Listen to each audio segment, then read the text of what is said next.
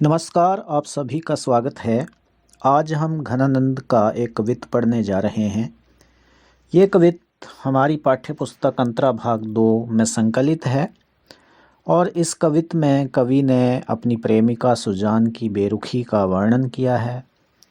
उनका ये उलाहना है कि सुजान जो है उसकी बातों को अनदेखा कर रही है, उसकी ओर ध्यान नहीं देती है, उसकी बात नहीं सुनना चाहती है। लेकिन कवि को अपने सच्चे प्रेम पर इतना यकीन है कि उसे लगता है कि सुजान की ये बेरुखी अधिक समय तक नहीं रह सकती।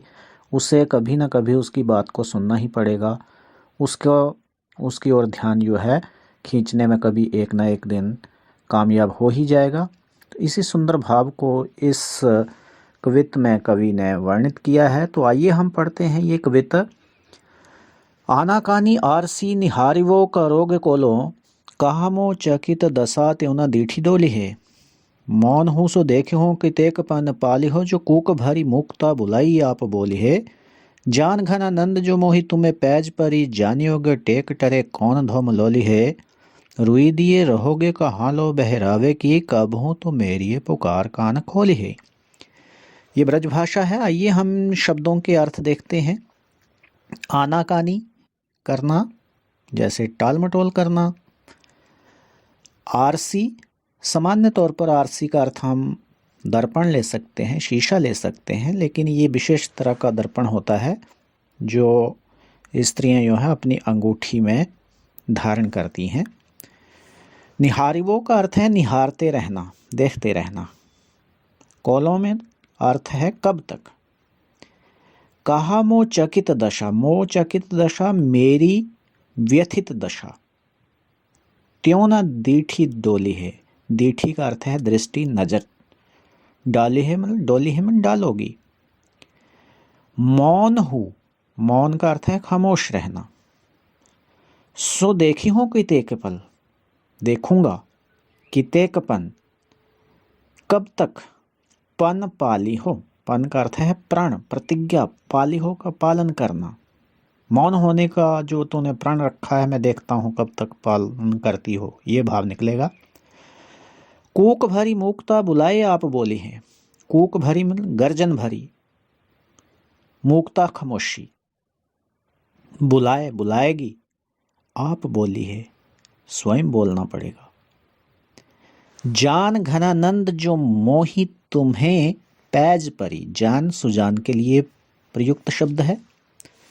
घनानंद कवि का अपना शब्द है, तो वो सुजान को संबोधित कर रहे हैं कि यूं इस तरह मोहि मुझ में, तुम्हें और तुम में, पैज परी, पैज का अर्थ है प्रतियोगिता है, होड़ लगी हुई है, पड़ी हुई है। जानिएगो टेक टरे कौन धो मलोली है। जानिएगा यानी जान लेंगे, पता चल जाएगा। टेक टरे, टेक का अर्थ है प्रतिज्ञा, टरे का अर्थ है टलना या प्रण से टल जाना। कौन, कौन अपने प्रण से टलता है, तुम या मैं। धो मिलोली है, मिलोली है का अर्थ है पछताना। और देखते हैं हारने का पछतावा किसे होता है। रुई दिए रहोगे कहाँ लो बहरावे की, बहरावे की बहरा बनना। तो रुई दिए रहोगे, रुई देकर रहोगे, कहाँ लो बहरावे की, बहरा बनने की कोशिश कब तक करोगे। कब हूं तो मेरी ये पुकार कान खोली है। कब हूं तो मतलब कभी ना कभी तो,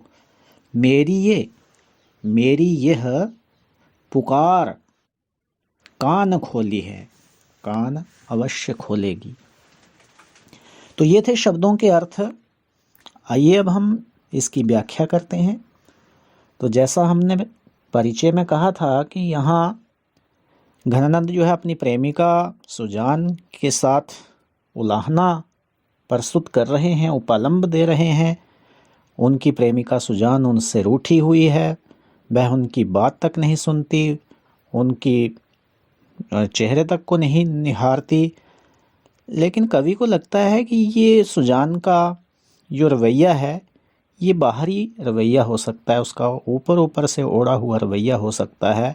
वास्तविकता ये है कि प्रेम की गहराई उसे इस नकली पर्दे से बाहर अवश्य निकाल लेगी।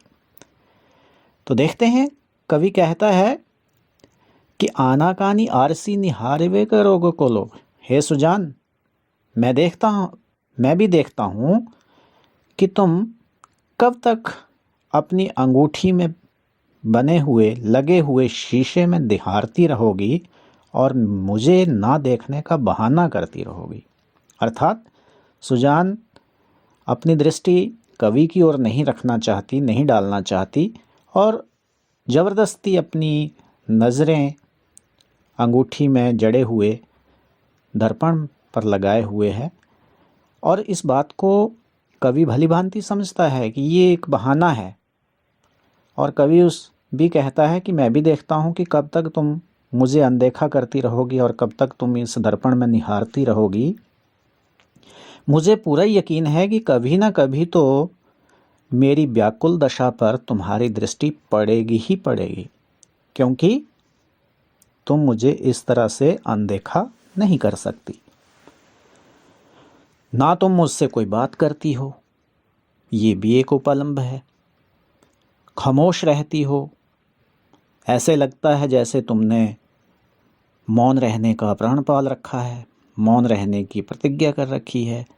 लेकिन मैं भी देखता हूँ कि तुम चुप रहने की जो प्रतिज्ञा किए हुए हो, चुप रहने का जो तुमने प्रण किया हुआ है, मैं भी देखता हूँ कि तुम अपने इस प्रण को कब तक पालन करने में कामयाब रहती हो।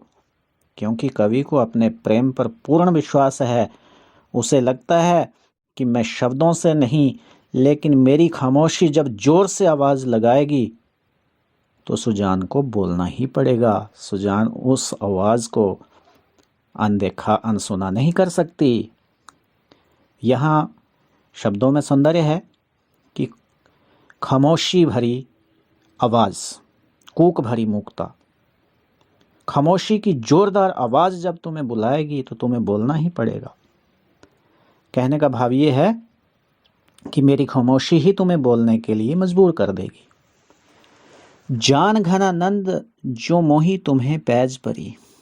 घनानंद जी कहते हैं कि हे सुजान, हमारे दोनों के परस्पर व्यवहार को देखकर तो ऐसे लगता है कि जैसे हम दोनों के बीच एक होड़ लगी हुई है।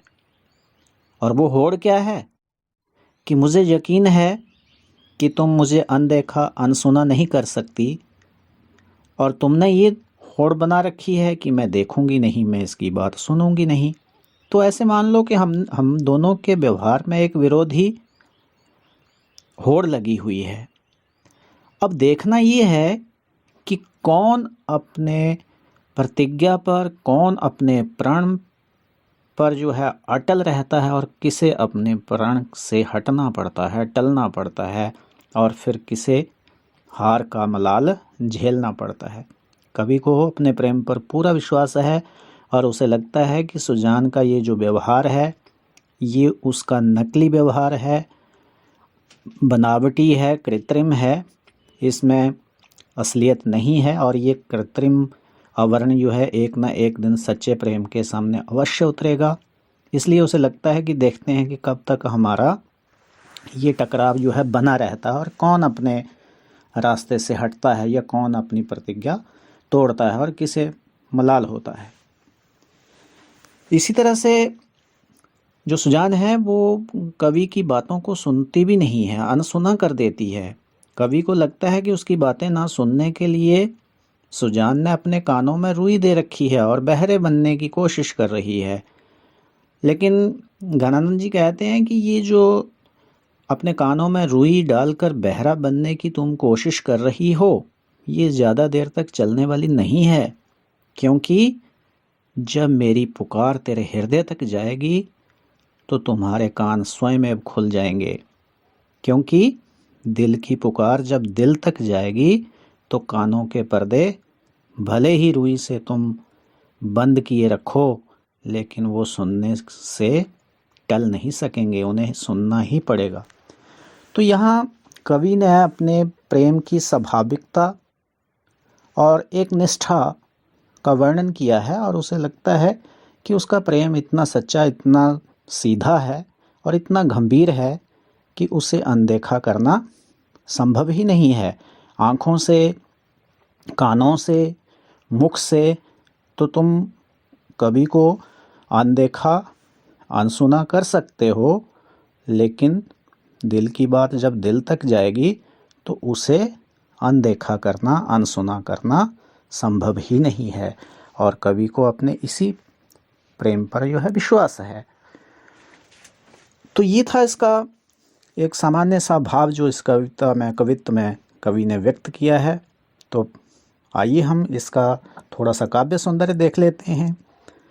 सबसे पहले हम लिखेंगे कि इस कवित्व में कवि ने अपनी प्रिया सुजान के विपरीत व्यवहार के प्रति उपलम्ब व्यक्त किया है और अपने सच्चे प्रेम के बल पर उसे प्राप्त करने की इच्छा व्यक्त की है। दूसरे बिंदु में आप लिख सकते हो, इस कवित्व में अनुप्रास अलंकार का प्रयोग हुआ है। आप कुछ शब्द ऐसे देख सकते हो, यहाँ अनुप्रास है। ये पहली पंक्ति देखिए, उसमें है करोगो कोलो, इसमें क वर्ण की आवृत्ति है, तो इसमें जो है आपका अनुप्रास अलंकार है। इसी तरह से आगे देख सकते हो, पन पाली हो, इसमें प वर्ण की आवृत्ति है, तो इसमें भी अनुप्रास अलंकार है। इसी तरह से आगे बढ़े आप तो पैज परी में भी है, टेक टरे में भी है। तो ये कुछ जो है अनुप्रास अलंकार जो है उसके उदाहरण आप इस कवित्व छंद में देख सकते हो। फिर अगला काव्य सौंदर्य का अगला बिंदु जो है हम छंद का कर सकते हैं। तो जैसा कि हम शुरू से ही कह रहे हैं कि ये कवित्व है, तो ये कवित्व छंद का यहाँ प्रयोग किया गया है। इसी तरह से अंत में हम इसकी भाषा की, या बीच में आप रस की बात कर सकते हो, तो श्रृंगार रस का यहाँ प्रयोग हुआ है। और अंत में भाषा की बात कर लें तो इस छंद की भाषा ब्रज है। तो प्रिय विद्यार्थियों, ये था घनानंद का बहुत ही सुंदर एक कवित्व। मैं आशा करता हूँ कि आपको कवित्व समझ आया होगा और परीक्षा की दृष्टि से आपके लिए उपयोगी सिद्ध होगा। इसी शुभकामना के साथ आप सभी का बहुत बहुत धन्यवाद।